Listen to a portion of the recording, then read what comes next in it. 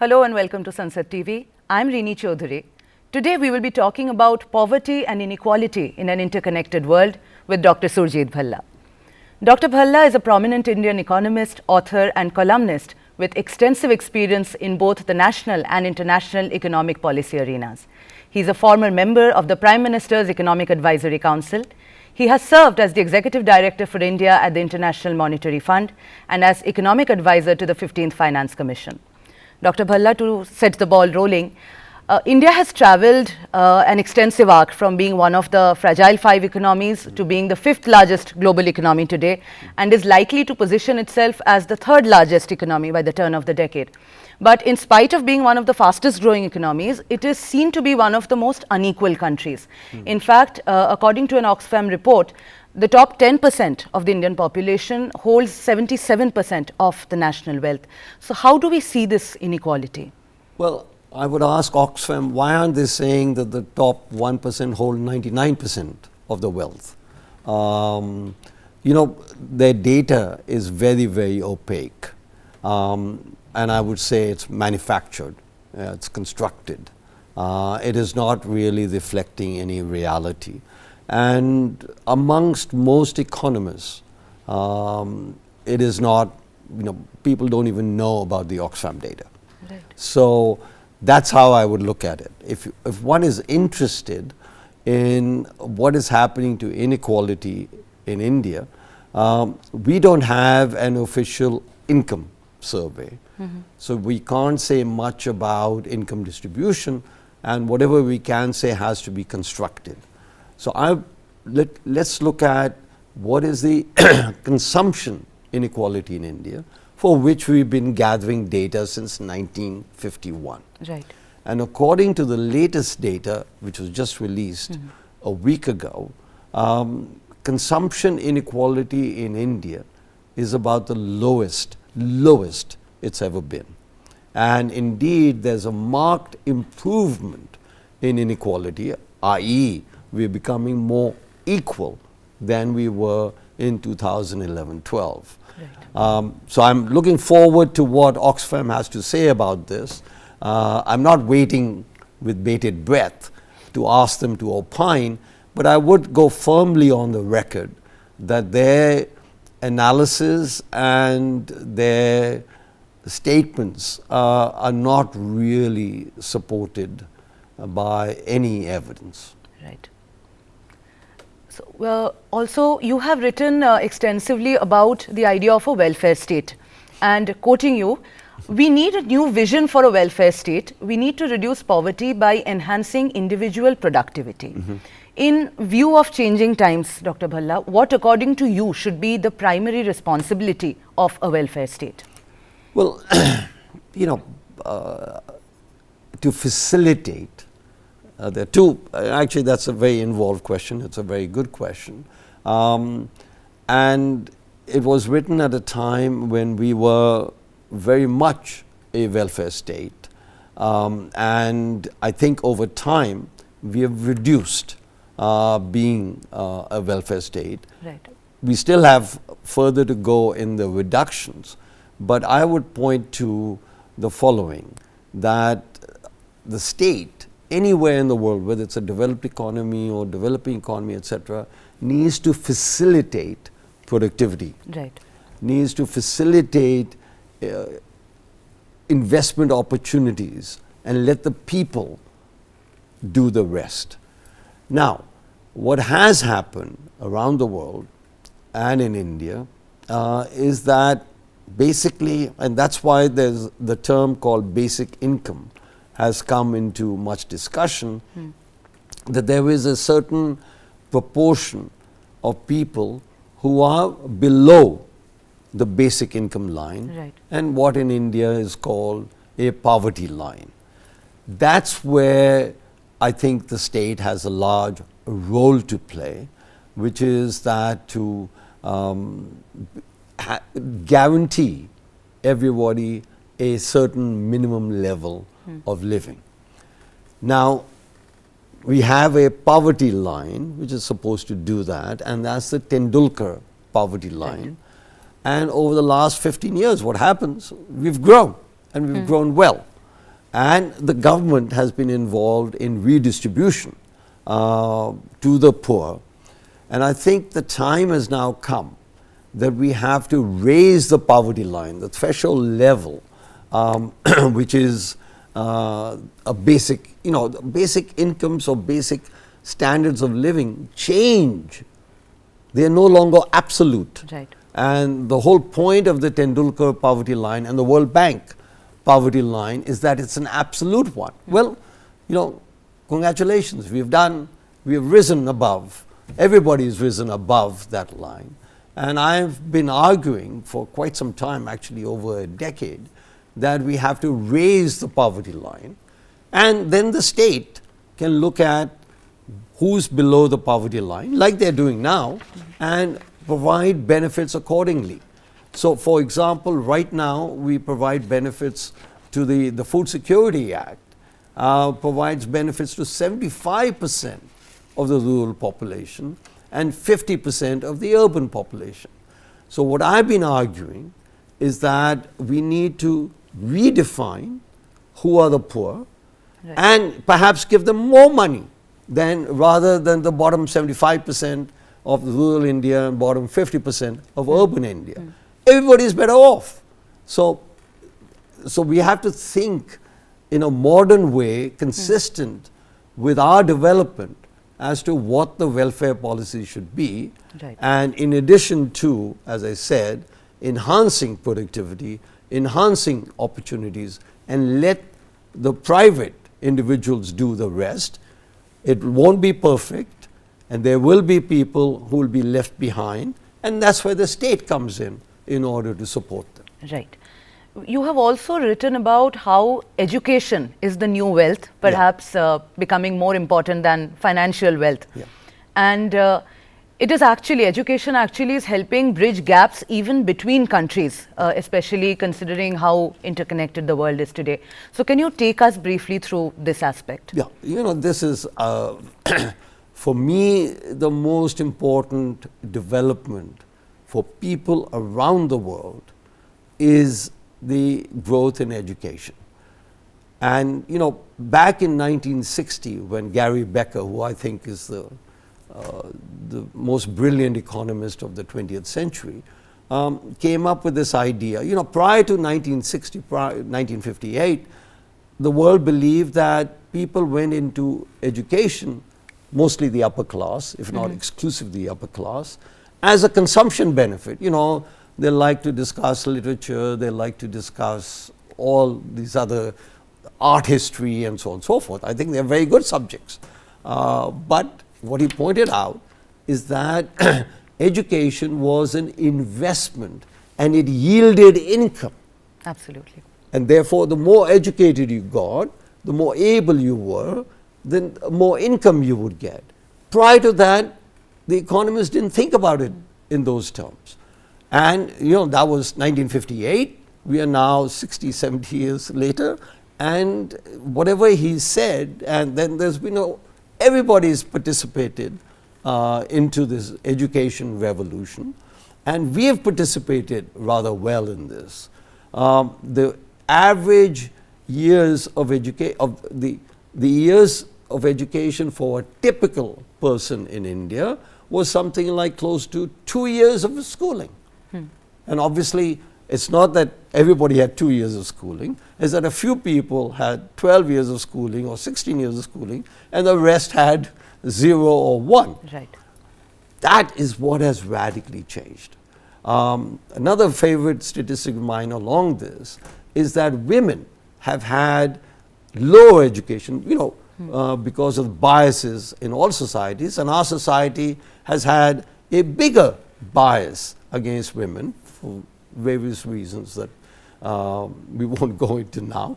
But the fact remains that the transformation of women's education has really been tremendous, and matter of fact, more than any other country in the world.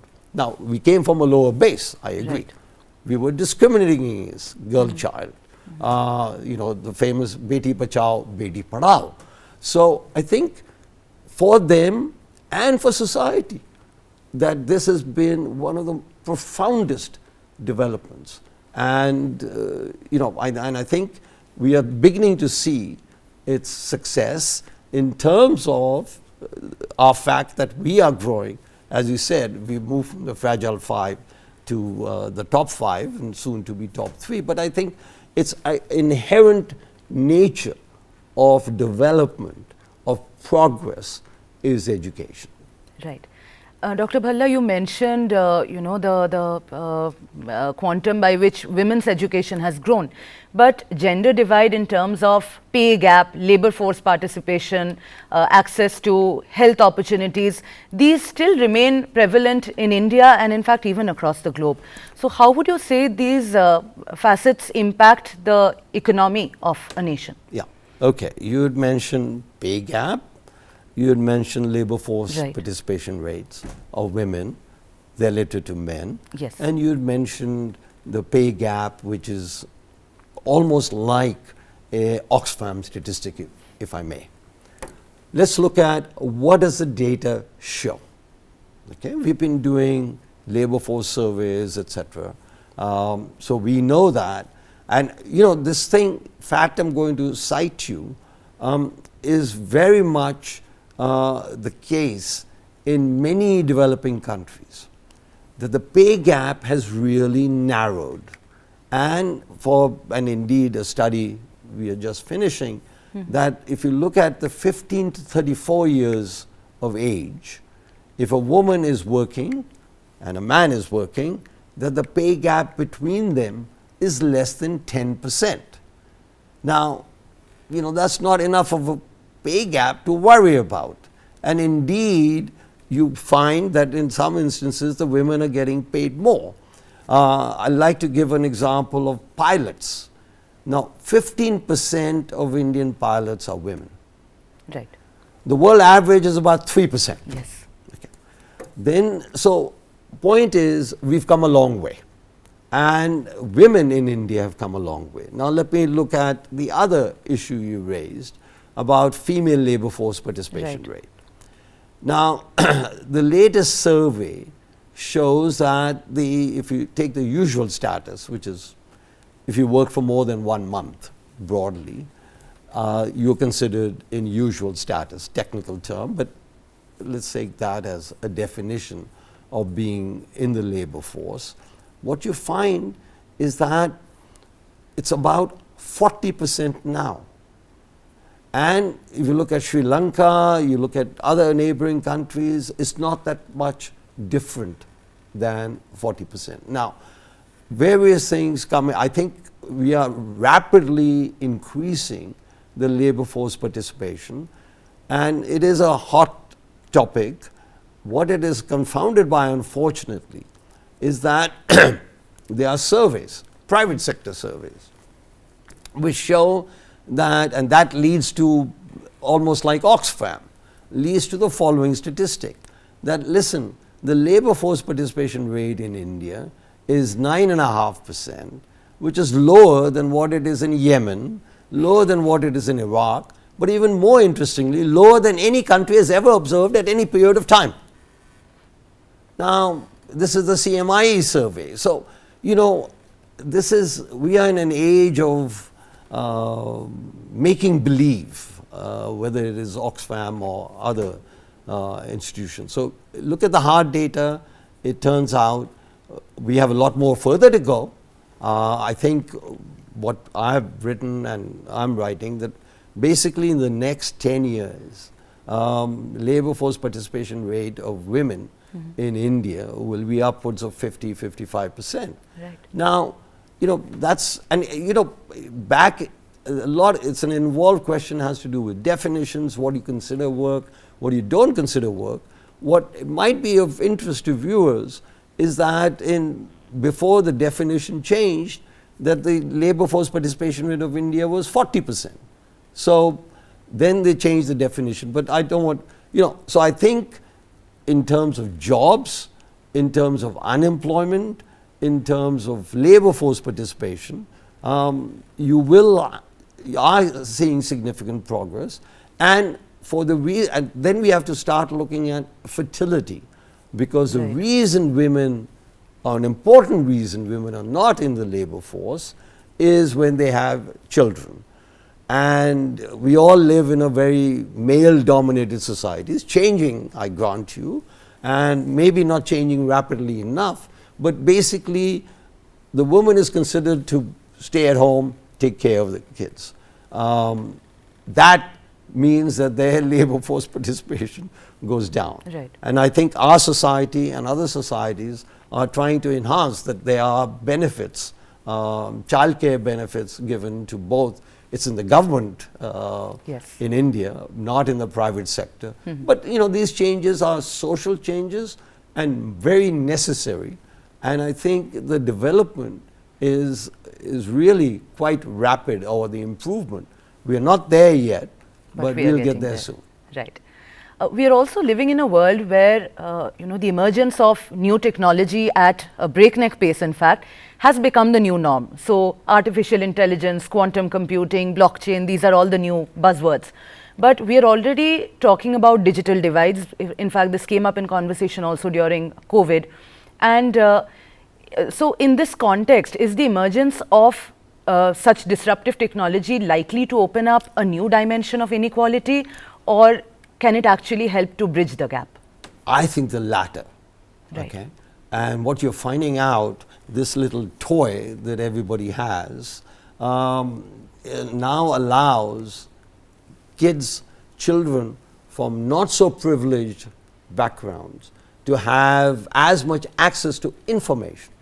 Information and data is the new oil. Absolutely. And therefore, they have access just as much as you have or somebody else has access to this, and that enhances their productivity and approach towards equality.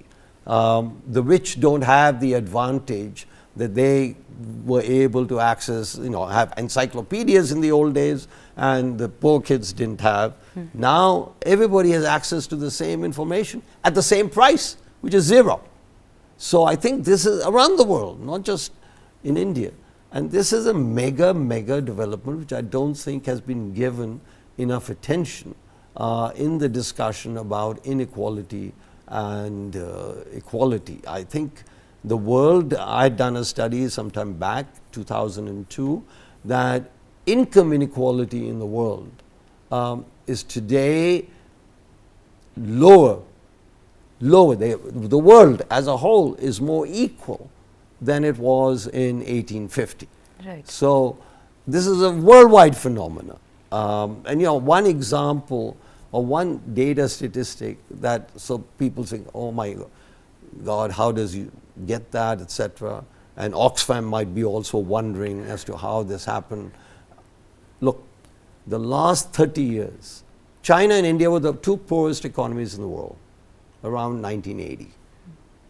China and India are the two fastest economies in the world, right, circa the last 35 years, 40 years, it's not just 1 year. So obviously they were here, the rich countries were here, they have come here, these guys have gone there. You don't need rocket science to tell you that inequality has gone down, not up. Right. Dr. Bhalla, you're talking about, you mentioned data and statistics, and in fact we've been talking about data throughout our discussion. And in one of your recent interviews, you said, and I quote, "A test of a good economist is what she does with bad data."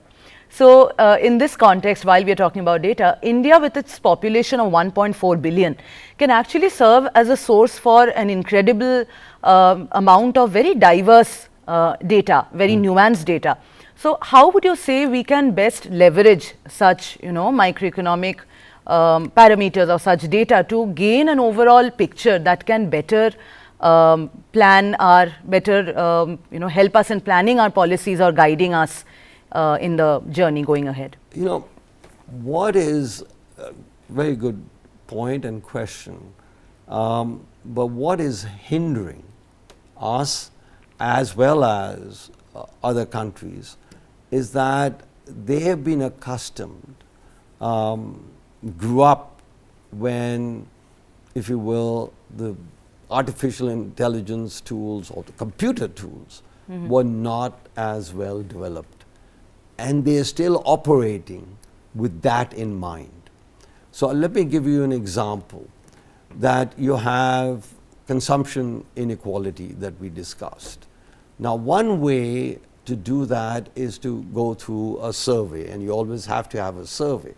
But there's so much administrative data, how many airplanes are flying, or how many people are going by airlines, how many people are going by trains, and various other pieces of data that you can then use to get a better sense of what inequality is and what growth is. Right. And we need both a seismic change and a seismic understanding of the new world, and where this data, information, so call it data, call it information, can be harnessed for policy purposes right. and for productivity. And I think once you do that, really the world looks very different than what it is. There will still be the poor in the world, there will still be the very rich in the world, but it will look slightly more positive than operating in a mindset that is ancient. Right. Dr. Bhalla, we've been talking about poverty in the initial part of the discussion. So, poverty remains a challenge for countries of the global south, and with India positioning itself as a voice of the global south, particularly in light of its recently concluded presidency of the G20, how do you think we can lead the way in leveraging South-South cooperation to help overcome this shared challenge, if I may say so? Now, to be very objective, by the traditional measures of poverty, etc., the East Asia and all of Asia has rapidly advanced over the last 50, 60 years, as has Latin America, as has Eastern Europe, and as has large parts of Africa. Sub-Saharan Africa, is where you have deep poverty like you did in India 30, 40 years ago. So I think, one, let's understand that this is much less of a poverty problem. It is there in Sub-Saharan Africa, but it's not the overarching for them and for the world and the World Bank and international organizations. I think a lot more money should go into Sub-Saharan, and India is actually very well participating right. in this transformation in the world, and how it's looking and what lens it's looking at to do such that the whole world, and in this case the most backward or the poorest, which is Sub-Saharan Africa, to help them also gravitate towards the center. And that's the leadership role that I think we are providing and will continue to provide, and which means that the orientation of institutions like the World Bank has to be much more towards these countries than it has been before. Right. We'll quickly pack in one last question. So, India's demographic dividend has been seen as its strength, in fact a facet that gives it an edge in the world today. So, to truly harness this dividend, the youth need to be given equal opportunities and the right playing field. So, how do you think India is performing on this front today? Yeah, one, I think the demographic dividend is about the most misunderstood term, and I think it's become more political than economic. So, for example, when we are growing slowly, they say, oh my God, we are squandering our demographic dividend.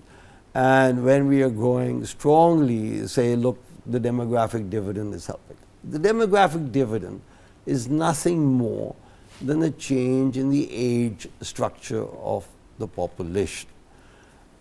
We have more young people in India, right. than, as a percentage obviously, than in most parts of the developing world.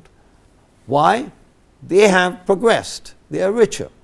We'll be getting there. Remember, so the demographic dividend, let's just say that it is not a hurdle, it's not an advantage necessarily, but in the context of fertility declining around the world, and you just had news a couple of days ago that Korea had fertility rate of 0.72. So populations are declining in absolute terms. And in China, we've seen that because of their one-child policy, etc., which thankfully we didn't follow, though that was quite the rage early on, not the rage, but advocacy, that we have to control the population. So our population is in very good shape. Our fertility rates, there are only, I think, 2 states in India with a fertility rate above 2.2, which is the replacement level. One is Bihar and the other is UP. And UP is going to reduce its fertility rate in the next few years to be below the replacement level.